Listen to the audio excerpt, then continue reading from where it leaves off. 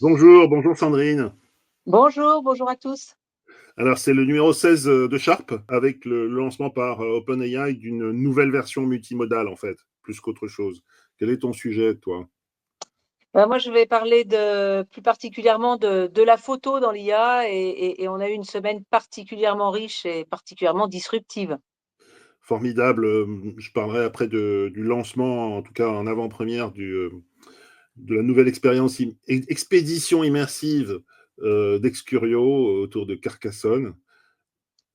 Et je terminerai sur les scènes des défilés de mode avec les robots. Voilà, on est dans un moment où je crois qu'il y a une certaine maturation aujourd'hui, puisque ça fait plus de 2 ans maintenant que l'IA générative est à peu près partout. C'est pour ça, je pense, que OpenAI a voulu reprendre la main. Euh, il y a eu un phénomène viral qu'ils ont parfaitement maîtrisé, qui est un phénomène de marketing et de lancement.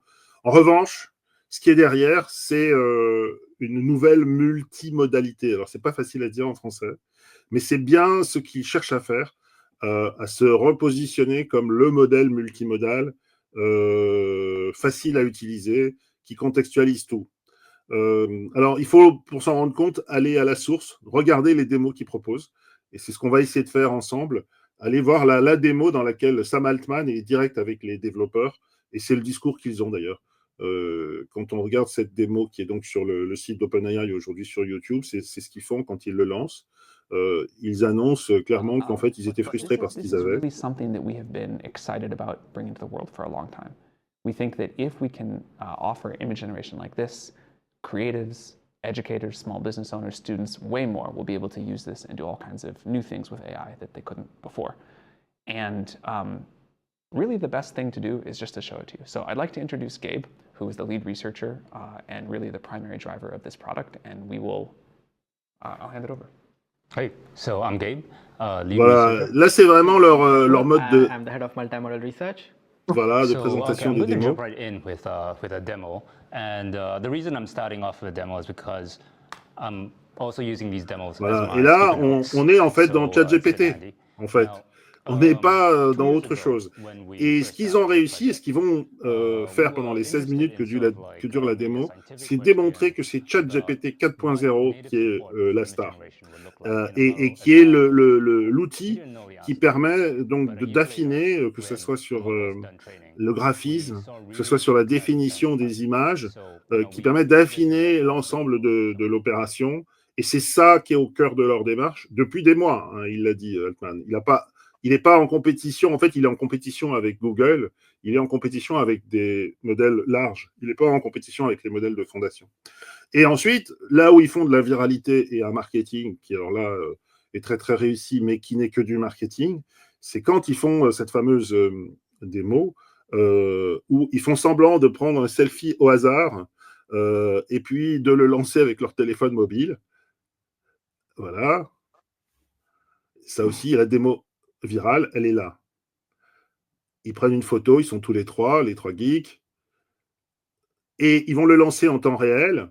Et quand on fait l'expérience, voilà, ils le font tout de suite avec. On propose tout de suite du manga. Dans les 3 trucs qui sont préfabriqués, moi, quand je l'ai fait, il m'a dit: Tu veux faire du manga Je te l'ai préparé, quoi. Et effectivement, ça a tellement réussi que ça a inondé tout le monde, mais ce n'était pas le centre de la question.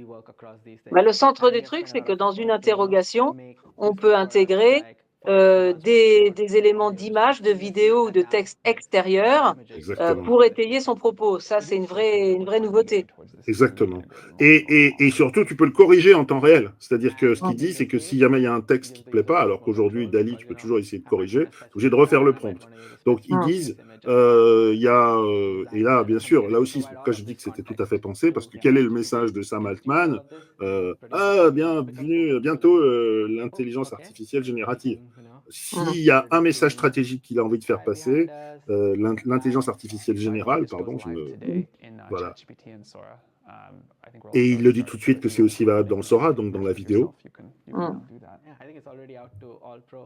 Et donc là, ça le transforme effectivement comme par hasard en image, une image manga. Ça a été pensé, ça a été choisi comme élément de la démo. Ils ont embauché récemment des spécialistes de la viralité, et c'est la vraie fausse démonstration cool.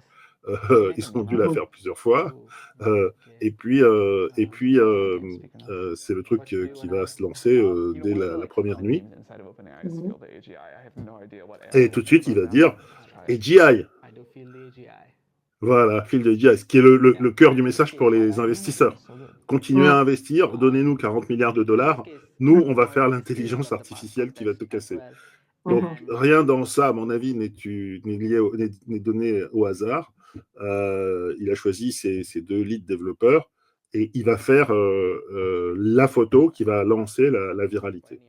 Et ça, sur le fond, c'est un message adressé finalement à Google, qui avait tous ces éléments-là depuis longtemps, et puis aux investisseurs, pour dire que s'il y a une seule intelligence artificielle qui va commencer à fil de AGI, qui a dû être choisi par l'agence comme le message clé.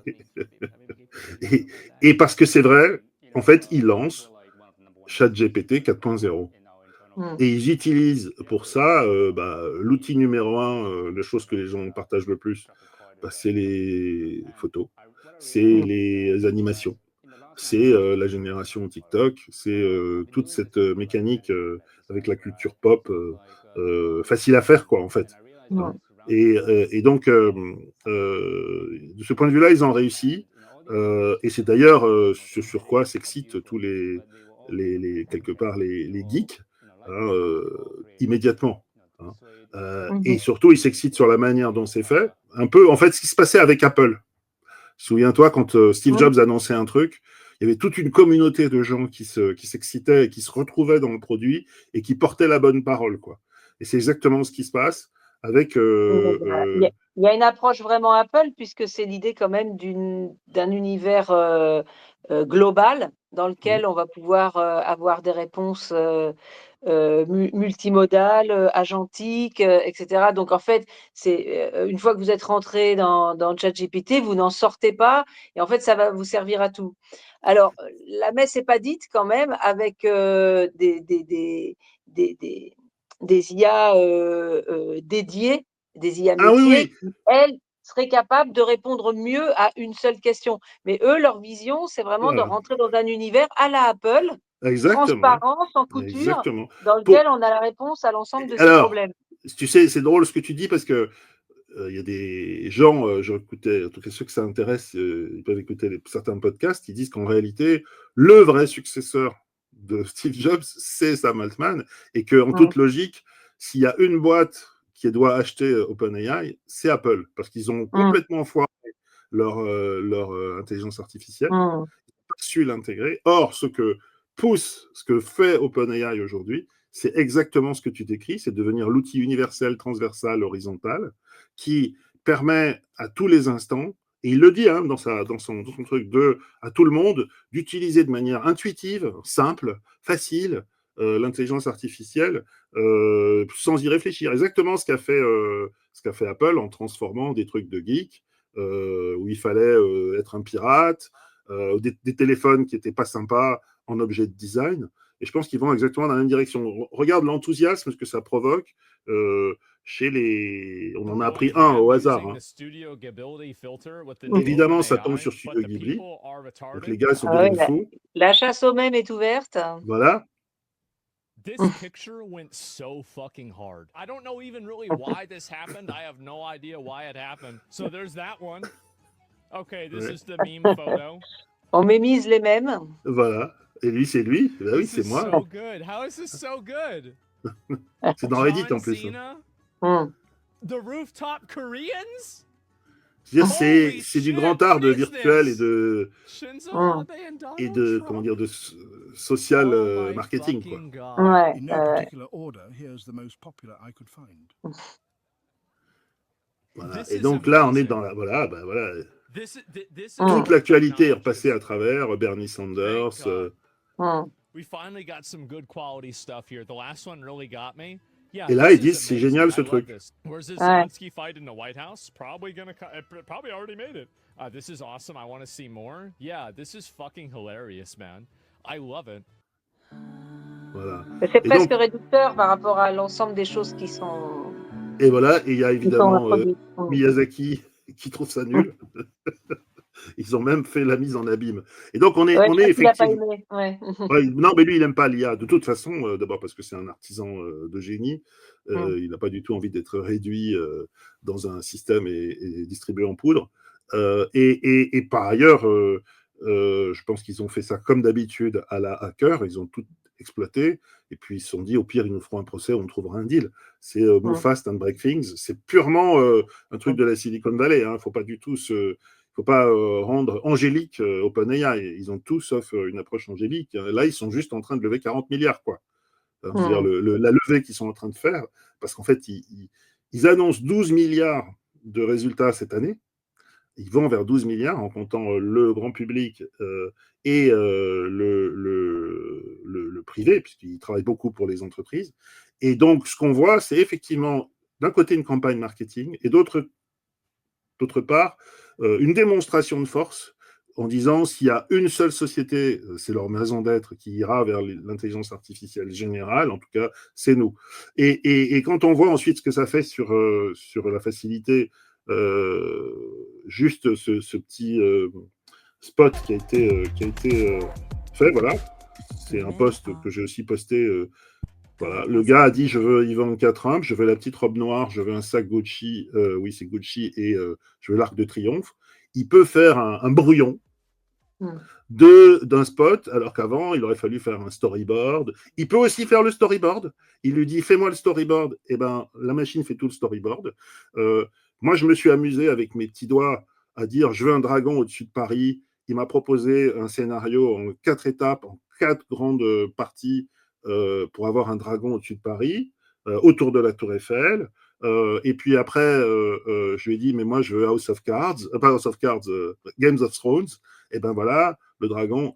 Et c'est facile. Après, moi, comme j'ai qu'un petit abonnement à 20 dollars, je n'ai pas pu aller plus loin. Si j'avais l'abonnement oui, à 200 dollars, il me proposait de faire la séquence, de faire le petit film, et puis je pouvais aller faire le malin sur les réseaux sociaux. C'est pas un truc professionnel, c'est une démonstration de force grand public et qui a pour but quand même, je pense, d'écraser tous les autres sur la multimodalité, quoi. Donc, facile à utiliser dans ton téléphone portable pour faire le malin sur les réseaux sociaux.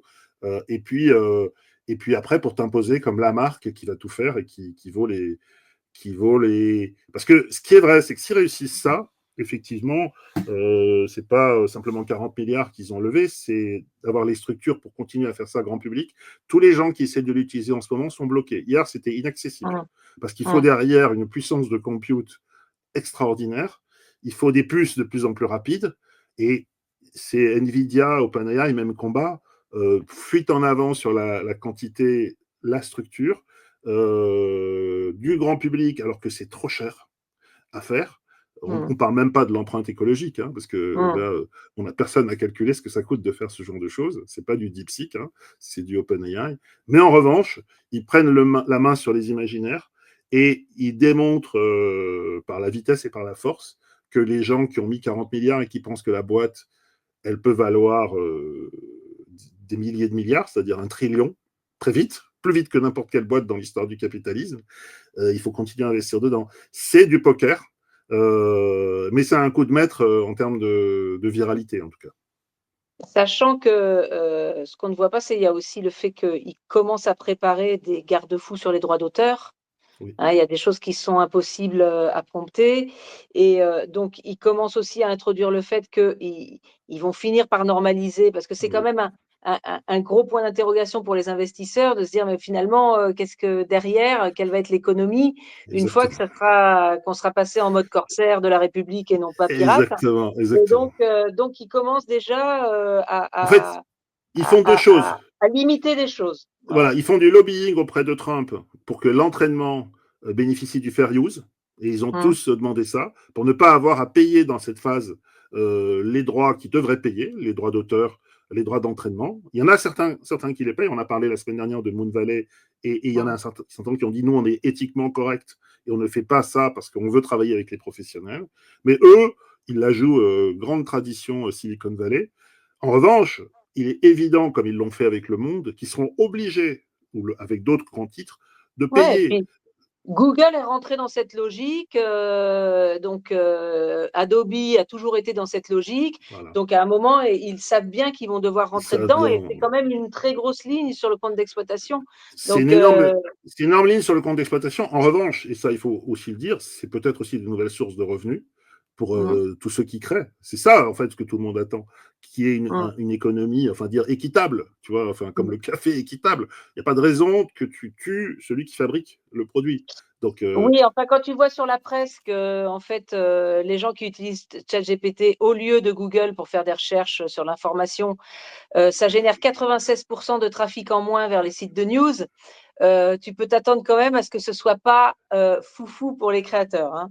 Mais alors, moi, ça, je pense que c'est un problème de rapport de force. Le problème des créateurs, c'est qu'ils y vont seuls. Le problème des groupes de presse, c'est qu'ils auraient dû fonctionner en syndicat.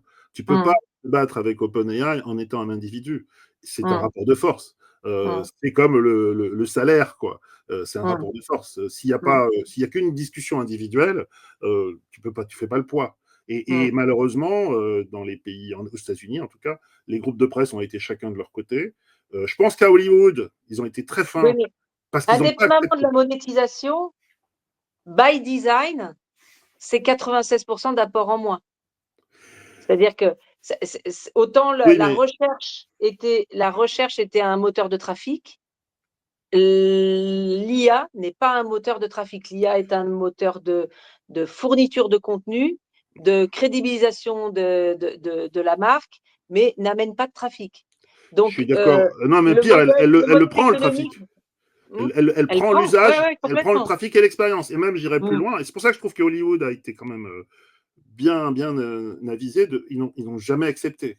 Jamais Mmh. accepté. Et ils attendent, parce qu'ils vont faire monter la pression. Je pense d'ailleurs, c'est pour ça qu'ils ont choisi Ghibli, parce que c'est du manga, et qu'il y a Mmh. déjà, si tu veux, une culture populaire. Ils n'ont pas fait un Mmh. exemple avec Disney. C'est pas Non. possible. C'est pas possible. Ils se faisaient tout de suite avec les lawyers, tout Hollywood. Donc, je crois qu'ils sont parfaitement conscients. Ils feront des deals, mais aujourd'hui, Hollywood refuse. Mmh. Hollywood refuse. Et c'est tout à fait normal. Personne n'a envie de passer à la casserole. Et donc, je pense qu'Hollywood refuse de la meilleure manière qui soit, c'est-à-dire collectivement. C'est la semaine dernière, ou il y a 2 semaines, quand on parlait de Moon Valley, comment dire, la prudence de Sioux des gens de Moon Valley, elle était liée au fait que il l'a dit, je crois, dans l'interview qu'il avait donné je ne vais pas piller les gens avec lesquels j'ai envie de travailler. Mmh. Parce que je sais que je ne travaillerai pas avec eux ou que demain, Mmh. ils m'attaqueront. Donc, je pense que le problème, je pense, de la presse ou d'autres mondes, de la musique peut-être aussi, c'est qu'ils ont avancé seuls. Et puis, ils n'avaient pas de. Mais effectivement, pour moi, ça va être le moment de vérité. D'ailleurs, même Sora, tu vois, il le développe. Mais tu vois, j'ai pas dit Games of Thrones quand j'ai demandé un dragon. Il m'a fait il m'a fait un dragon un peu de base, tu vois. Parce que, et oui, il y a même des choses que tu peux pas faire. Il faut pas que ça ressemble à des personnages. Là, je pense qu'Ivan Atron, je sais pas comment il a fait le graphiste qui a fait ça. Je sais pas s'il est resté complètement dans Panéa. J'ai pas essayé. Mais il faut s'amuser. Et par Il faut ailleurs, expérimenter pour voir. De toute voilà, manière, il faut pareil, toujours expérimenter. voilà, Sachant que sur la version gratuite de GPT, on peut faire une image par jour. voilà. Non, Voilà. c'est vite bloqué. C'est du marketing. Mm.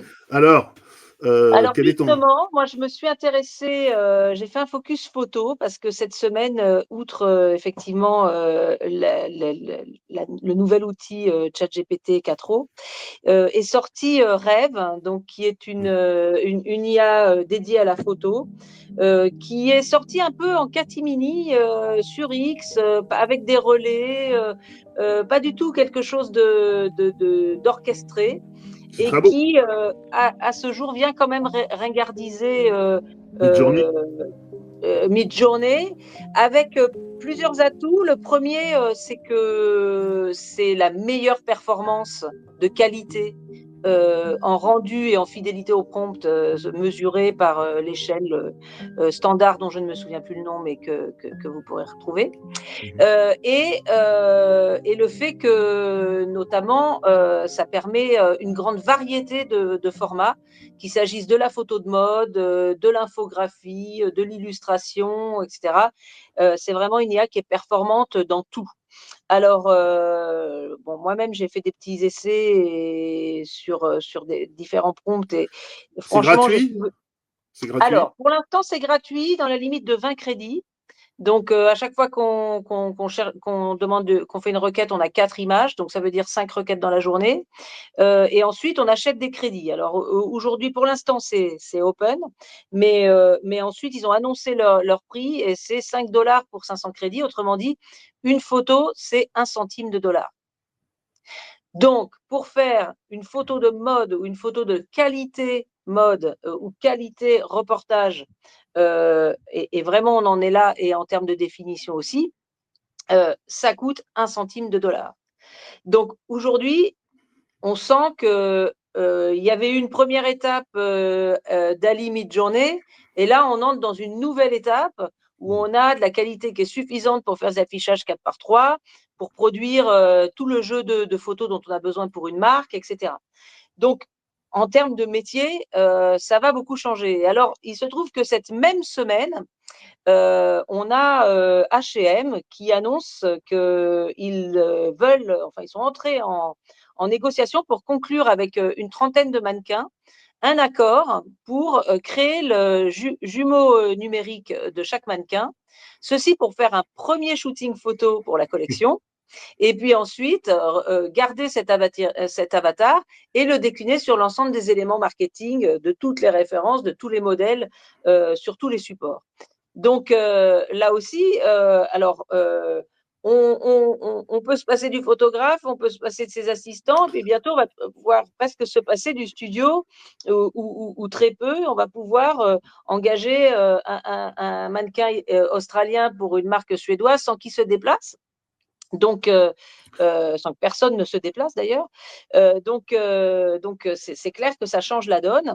Et alors, ce qui est intéressant, c'est que alors H&M veut être le leader de l'IA dans la mode, Ouais. d'un leader global. Depuis 2016, ils sont sur l'IA prédictive des tendances, l'IA prédictive des ventes, la logistique, enfin l'ensemble de la chaîne de valeur. Et en 2021, ils ont même fusionné leur département business développement, leur DSI et leur département IA pour faire une sorte d'entité business tech. Donc, pour eux, c'est vraiment le cœur du business et je pense que ça va être l'une des premières boîtes IA-centriques.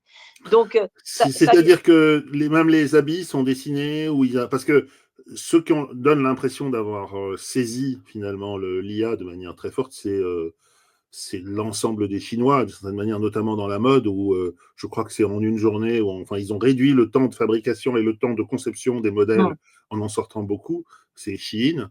Donc, tu dis en fait que H&M, pour réagir ou pour se alors, repositionner. tout à fait, c'est une riposte à la fast fashion, Ouais. mais on se défend pas mal parce qu'on a des belles startups. Hein. On a Euritech, par exemple, qui vient scroller tout Instagram pour donner des tendances couleurs, formes, etc., à partir de ce que les gens ont liké pays par pays. Donc ça, c'est une startup française. Donc, il y a une myriade en fait d'applications. Puis voilà, dans la logistique, il y a plutôt des spécialistes logistiques. Donc le grand opérateur qui fait tout, aujourd'hui, il n'y a pas. Par contre, le grand opérateur qui sait s'en servir pour ses marques, c'est H&M. C'est Voilà. H&M. Et Et effectivement, avec les magasins, quoi. Et dans les magasins, il se passe quelque chose? bah, dans les magasins, ils ont quand même réduit de 10% leur réseau de magasins.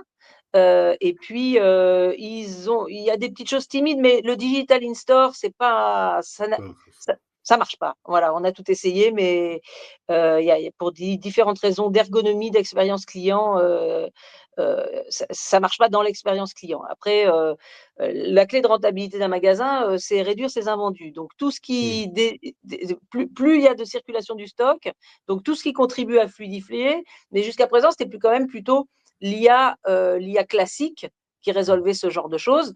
Et puis ensuite, l'IA générative vient agir sur le marketing. Donc vraiment, la capacité de déployer très rapidement des communications dans le monde entier, normées sur tous les réseaux. C'est sûr que quand on va sur Naver en Corée et puis aussi sur Baidu et puis aussi sur, et ben voilà, faut avoir cette capacité de déploiement et c'est ça que ça apporte.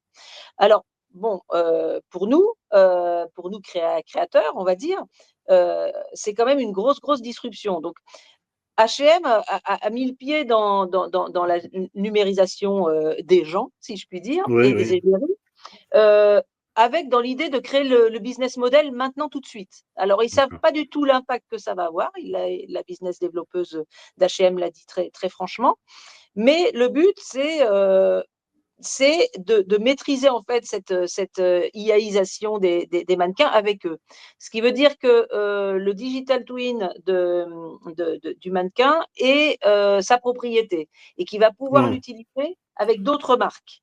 D'accord. Ça veut Et dire qu'il y a un agent qui gère la carrière du mannequin, il y a une Hum, carrière physique de défilé, hum, et puis il y a une hum. carrière virtuelle contrôlée, avec par exemple avec H&M. Il y aura des mannequins exclusifs H&M pendant une saison. Voilà, Ou pour pendant... une collection, ils ont choisi 30 personnes et ces 30 personnes, au lieu de leur faire shooter l'ensemble des modèles, alors ils avaient déjà fait plein d'expériences, notamment sur les bikinis, ils avaient virtualisé le corps et puis mis des visages, enfin ils ont essayé plein de choses H&M, mais là ils veulent vraiment construire ce modèle-là avec les égéries et avec les mannequins, donc ça c'est intéressant. Il y a aussi le fait qu'ils pourront valider chaque image et il y a aussi le fait que ça soit IAisé sera communiqué. D'accord. Donc, ils Ah oui, commencent à s'engager dans quelque chose pour faire quelque chose de durable. d'accord. Donc après, finalement, c'est la même problématique que les doubleurs, c'est la même problématique que les musiciens dans une certaine mesure. Donc, on peut se demander, d'une part, finalement, où va aller se mettre la valeur et puis surtout, comment un mannequin devient bankable parce que Ah oui. euh, voilà, aujourd'hui, comment des personnalités émergent, c'est aussi par les photos des magazines. Donc là, c'est un peu ce qu'a connu la musique, c'est-à-dire une concentration sur le spectacle vivant, à savoir le défilé, et finalement, comment vont émerger les nouveaux mannequins et les nouvelles C'est personnalités. c'est peut-être Euh, un des phénomènes les plus transversaux liés à l'IA, hein, parce que quand tu es dans un cabinet d'avocats, s'il n'y a plus de stagiaires, s'il n'y a plus d'endroits où tu repères les futurs avocats, parce que tu les oui, formes pendant 2, 3 ans à écouter et à faire les choses qui se forment, ça veut dire que pour déterminer les futures générations d'avocats, tu vas avoir le même problème. Et, mm, et, et je crois que c'est un des. Ça fait plusieurs fois que j'entends dans des discussions variées cette même problématique. Ça veut dire qu'il va falloir réinventer d'une part l'enseignement, parce que on va pas te juger sur les mêmes critères s'il y a des machines qui savent tout faire le travail de base, puisque tu seras remplacé ou tu seras augmenté par ces machines, mais il n'y aura plus forcément le stagiaire ou la stagiaire pour faire le job. Et ça pose une vraie question sur les conditions d'apprentissage, évidemment, et d'émergence, en fait. oui, et De, puis dans le cas du mannequinat, il y a aussi d'avoir le visage de son époque, d'avoir une certaine personnalité. Voilà, qu'est-ce qui fait et que. il y a un autre phénomène aussi, c'est que ils ont racheté les agences, les grandes agences, elles sont en train d'être rachetées. Les grandes agences de talent de cinéma, les grandes agences de mannequins, elles sont rachetées. Et effectivement, peut-être qu'il y a une nouvelle économie en fait qui va sortir de cette virtualisation en fait, parce que tu peux tout à fait imaginer des personnages qui n'existent qu'en virtuel, hein, qui Alors, n'ont pas. oui, ça existe, effectivement. LVMH a sa propre égérie. Et Voilà. même, dès 2020, David Guetta s'est fait avatariser pour pouvoir faire des soirées virtuelles Pump Voilà. It Up sans venir à Ibiza. Donc, Ouais. l'avatarisation existe. Mais ce que je trouve intéressant dans ce qui se passe, c'est que finalement, il y a une répartition de la valeur qui va être différente. Bon, et effectivement, la prise de vue de base de catalogue, elle n'existe plus, tout comme les Rothman n'existent plus chez Publicis. Hein, c'est un métier Oui, qui a enfin, d'ores et déjà disparu. Et donc, il va rester DDA, parce que avoir l'idée du prompt et savoir le formuler, ben, c'est un métier de direction artistique. ouais. Et il va y avoir en face des personnalités appelées à devenir, alors, soit à travers le défilé. Si on reprend l'analogie avec la musique, comment est-ce qu'un artiste émerge aujourd'hui? Parce qu'il publie sur les Mm. réseaux et puis tout à coup il se met à monter, et la scène. Et donc Bah, c'est Billie finalement, Eilish hein, qui commence sur YouTube avec son frère dans sa voilà. chambre, et puis qui est repéré un titre, et puis d'autres titres, et puis à un moment donné, elle remplit des stades. Bon, je caricature, hein, mais Mm. Alors, moi, j'ai tendance à penser quand même qu'à la fin, le public veut des gens et que je pense que c'est irremplaçable, voire ça va donner encore plus de valeur aux gens qui ont une personnalité forte, physique. Parce que finalement, ça se voit d'ailleurs, les imperfections la réalité de la personne. Moi, j'ai une fille qui est fan de Billie Eilish.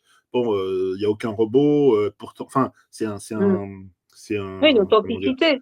Mais oui, exactement, c'est Mm. l'authenticité et ce qu'on peut pas reproduire justement. Le concert qui est plein, l'émotion du public, ça peut pas se L'histoire reproduire. personnelle, elle se L'histoire complète personnelle, aussi. voilà. Mm.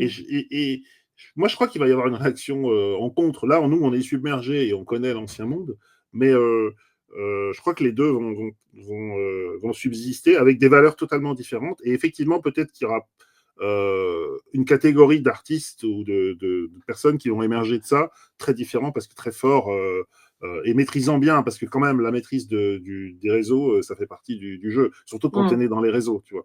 Donc je pense que ça fait partie du jeu. Bah, écoute, Mais c'est en après, plus. je pense qu'en termes de direction artistique, il faut surtout avoir une très très grande culture générale Ah oui. et avoir une parfaite maîtrise de ces outils-là.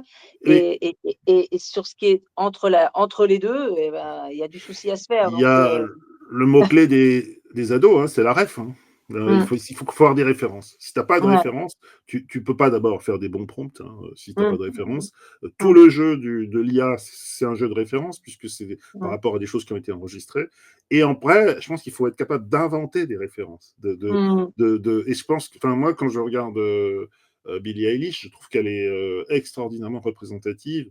De la même façon que Lady Gaga est représentative d'une autre génération, mm. c'est une gamine qui a 22 ans ou 21 ans hein, et qui est authentique. Je crois qu'elle touche les ados, certains ados, pas tous, mais de manière tout à fait particulière. Hein. Les places sont vendues, je sais pas quoi, un an à l'avance. Enfin, c'est un truc de fou, quoi.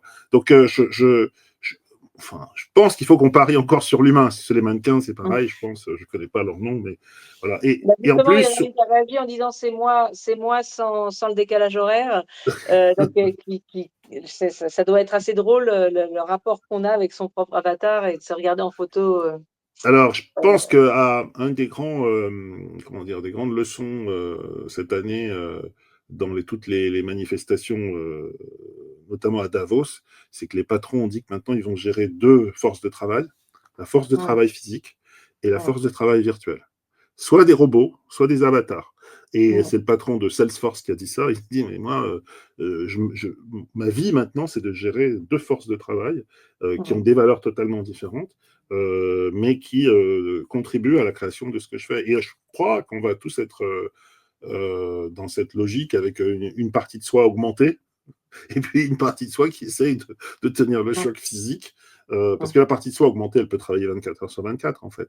mm. En revanche, l'être humain, il a besoin de se reposer, il a besoin de vivre, il a besoin de se recharger. Donc, je pense qu'on est dans ce truc-là. Ça me permet de faire une super transition sur le petit sujet. C'est pas un petit sujet, dans le fond, sur ce que j'ai eu le privilège d'aller à l'avant-première de Excurio, qui a fait une formidable démonstration de force de ce que peut être la 3D en temps réel, justement, dans lesquels on est immergé pour raconter des histoires. Donc, il faut qu'on voit un peu ce que ils ont proposé autour de Carcassonne, le rempart de Carcassonne. C'est une scène de combat. Là, il y a des attaquants. On est dans un film. Là, c'est en 2D. Voilà, les derniers remparts de Carcassonne. Carcassonne 1304. On est plongé en 1304 avec le Centre des Monuments Nationaux, parce que c'est le Centre des Monuments Nationaux qui est le gardien de tous ces monuments comme l'Arc de Triomphe, qui ne sont pas forcément des musées, mais qui sont des éléments du patrimoine de l'histoire de la République. Et ils ont investi la ville de Carcassonne en 1304 en multipliant des scènes où on suit un jeune noble qui est chargé de protéger la ville, qui rentre dans cette ville qui est assiégée. On est en pleine inquisition.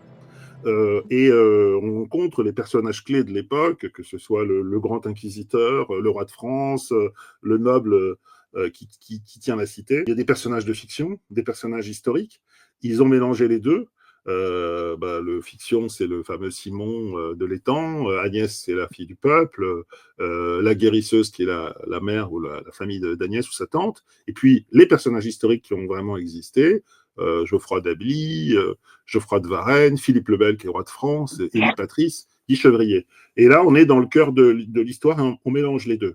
Et cette expédition immersive, ça devient une leçon d'histoire vécue dans la ville de Carcassonne, dont on connaît les remparts, mais on la voit de très très haut.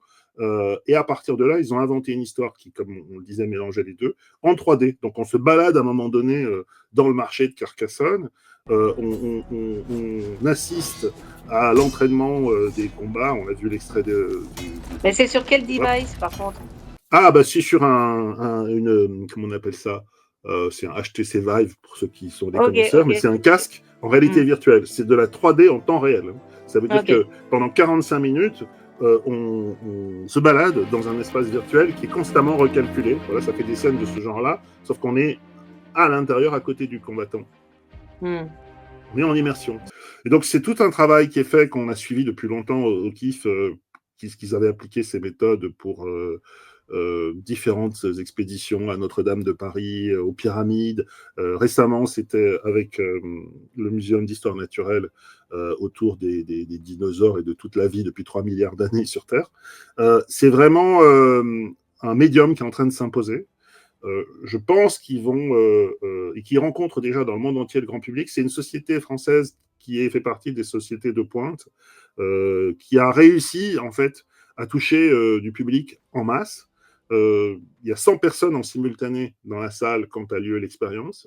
Il y a maintenant une vingtaine de salles qui sont en train d'ouvrir, donc il y a un réseau de distribution qui est en train de se construire dans toute la France. Là, ce sera à Paris, à Lyon et à Bordeaux au démarrage, puis ensuite dans différentes salles. On est, je pense, en train de voir un nouvel entertainment. En France, il est très culturel. En Espagne ou dans d'autres pays, il est beaucoup plus entertainment, avec des histoires d'entertainment. Mais c'est une originalité. Et pour le coup, c'est un mélange entre le réel et le virtuel à travers cette technologie. Et je pense que c'est un tour de force parce que là, ça se met à ressembler à du cinéma, en fait. Du cinéma à l'intérieur duquel on est et avec l'ensemble des personnes avec lesquelles on part en expédition, on partage quelque chose. Tous ceux qui ont fait Khéops, qui était à l'Institut du monde arabe, le savent. Je crois que Khéops a vendu 250 000 billets à Montréal. Donc c'est presque du divertissement de masse. En tout cas, ça commence à aller chercher dans des grosses... Et évidemment, dès qu'on dit qu'il y a du ticketing, il y a une économie. Donc on est en face d'un système qui est en train de se déployer. Il y a par exemple aussi un producteur de documentaires qui est Gédéon, qui a aussi la même semaine, la semaine dernière, a lancé la visite des jardins virtuels de Versailles, on en avait parlé. Donc on voit qu'en particulier en France, quand on a un patrimoine et qu'on a des espaces et qu'on a des histoires à raconter, ça fonctionne. Donc c'est plutôt une très bonne nouvelle. On va voir ce qu'ils vont faire avec ça. On leur souhaite de vendre 250 000 billets, mais c'est vraiment très très intéressant. Et puis alors pour le coup, c'est pur French Touch. Donc on peut faire un petit cocorico. Par les temps qui courent, c'est bien de le faire. Voilà. Alors, ton dernier ou ton petit sujet? Moi, j'ai continué dans la mode, hein, et notamment cette semaine, il y avait la Fashion Week à Shanghai. Et comme vous le savez, les robots sont très à la mode. Et donc, on les retrouve aussi sur les défilés. Alors là, c'est une marque que personnellement, je ne connais pas et que je n'ai pas trouvée sur les réseaux, qui s'appelle NMTG, qui est une marque chinoise, donc qui a fait défiler un robot. Avec les vêtements. Alors ça, c'est vraiment une première, parce qu'il y a eu pas mal d'incursions dans des scénographies des robots, et là, c'est vraiment le mannequin et son chien habillés avec les modèles du créateur. Alors là, on le voit sur une vraie femme. Bon, j'ai envie de dire que, alors évidemment, il s'agissait de prouver que ces robots sont de plus en plus humains Et le même robot donc qui s'appelle G1, qui est fait par Unitree, donc une boîte chinoise, avait fait le buzz avec une vidéo où il dansait, il faisait des arts martiaux avec une jeune femme.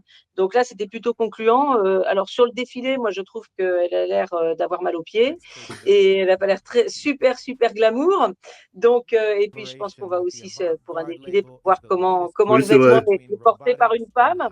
Mais en tout cas, alors là, Alexander McQueen avait créé c'était en 99, Oui. une robe avec deux robots qui jouaient les pinces. Il y a eu pas mal de choses cette saison, notamment alors Morabito sur la Fashion Week de Milan, qui a fait un dialogue entre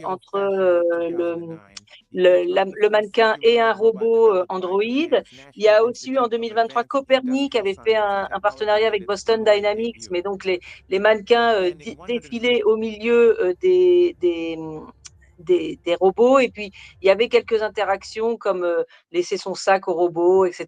Voilà, mais personne n'avait jusqu'à présent utilisé le robot pour essayer les vêtements. Bon, bah, on parlait tout à l'heure des mannequins qui seraient découverts sur les podiums. Bah, je crois que ça restera encore un vecteur de découverte de personnes authentiques, comme on le disait, avec des vraies personnalités.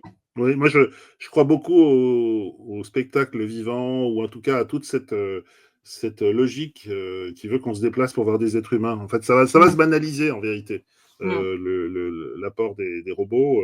À la limite, même la technologie par définition, elle doit devenir comment dire, discrète. Quand on a besoin de dire que c'est de la technologie, c'est que c'est pas très bien réussi. C'est la grande force notamment d'Apple, mais même de Samsung. C'est à un moment donné, c'est utilisable, quoi. Comment? Ou alors on est très disruptif, comme l'a été bien souvent Balenciaga, avec je me rappelle d'un défilé qui devait être en 2021 ou 22, où c'était à base de voix synthétiques, où ils ont fait de la virtualisation dans des jeux, intégrés dans des Je jeux, trouve que etc. tu fais exactement la même. Faut étonner à chaque fois, quoi. Faut être à la Non, mais pointe. voilà, moi je crois que c'est du marketing. La vérité, c'est Balenciaga, il gagne sa vie en vendant des sacs, si tu veux. Et c'est les sacs Balenciaga, les accessoires Balenciaga. En revanche, un peu comme on en parlait dans OpenAI. Oui, enfin, il gagnera peut-être sa vie avec des NFT, pour parce qu'il aura l'instant, tout un univers. si tu veux, Pour l'instant, je crois que, voilà, je pense que le positionnement, la portée, comment dire, émotionnelle, tu as raison, elle est dans on est différent, on n'est pas comme les autres, on tranche, mais personne n'a envie de partir en vacances avec un robot, quoi. Enfin, tu vois, je veux dire, il y a un moment donné, et personne n'a envie de ressembler à ce robot qui a mal aux pieds. Et justement, tu vois, tu as envie de voir quelqu'un de gracieux, d'élégant ou de provoquant, enfin, ce que tu veux, mais tu n'as pas envie de voir une machine, parce qu'en fait, ça te renvoie à une idée un peu mortifère, quoi, pour être poli, tu vois. Et je crois que ce serait une erreur de penser que... On le voit, par exemple, Waymo, qui ne se fait pas du tout attaquer comme Tesla. Waymo, c'est ce système de voiture autonome qui existe aujourd'hui à San Francisco. En fait, il se développe l'inverse de ce que fait Elon Musk, Tony Truant, qui énerve tout le monde. Et c'est en train, petit à petit, de manière extrêmement méthodique, de vraiment faire l'entrée de l'électrique dans les villes américaines. En fait, ils ont utilisé l'aura de tout ce qu'avait fait Tesla et tout ça. Mais en revanche, on n'en entend pas plus parler que ça. Et j'ai vu récemment les futurs en tout cas les modèles ou des maquettes, ça ressemble à des carrosses, en fait. C'est des espèces de carrosses, ça ressemble pas à des voitures du futur comme on les voyait dans les films de science-fiction, ça ressemble à des carrosses. Et je crois qu'on va vers ça. On va vers et ce qu'on montrait des Nvidia aussi. Tu vois, le robot qui ressemble à R2D2, qui est dans un parc à thème, je pense qu'il va cartonner, quoi. Tu vois, mais à sa place. Sinon, oui, c'est la capacité à aller chercher des émotions quand même. Ouais. Oui, tant mieux. Enfin, en tout cas, c'est marrant. Et effectivement, peut-être qu'on verra des défilés de robots, hein, mais je suis curieux de voir ce que ça peut donner, quoi. Ça fait un peu peur. Après, il y a des robots. Il y a le robot saoudien là, qui travaille sur les émotions avec vraiment un visage et puis l'humour. Enfin, ils essaient de travailler ça. Mais enfin, bon, c'est pas la vie. C'est une super conclusion. C'est pas la vie, les robots. En tout cas, pour être un bon DA et un bon mannequin, faut vivre. Voilà, il faut vivre. Sinon, c'est facile. Bah, écoute, merci beaucoup. C'était vraiment très riche. On apprend beaucoup de choses. Et puis, bah, on se donne rendez-vous. Ah oui, il faut toujours poser des questions. Réagissez. Hein. Il y en a de Mais plus en oui. plus. Mais on se retrouve la semaine prochaine et puis toute la semaine avec de plus en plus d'innovation, en fait. Et puis, si vous avez essayé les IA dont on a parlé, faites-nous Oui. part un peu des résultats. Et de ce que Oui, vous en pensez. partagez vos résultats. Si on a raté des choses, il faut aussi nous le dire. Je pense aussi, et tu as raison, qu'au fur et à mesure de l'évolution des usages, en fait, on voit mieux ce qui est en train de se passer. Je suis sûr que le multimodal d'OpenAI, je suis pas sûr que ce soit le bon calcul, mais je pense que ça va faire des exemples intéressants. À la semaine prochaine. Merci, bonne semaine.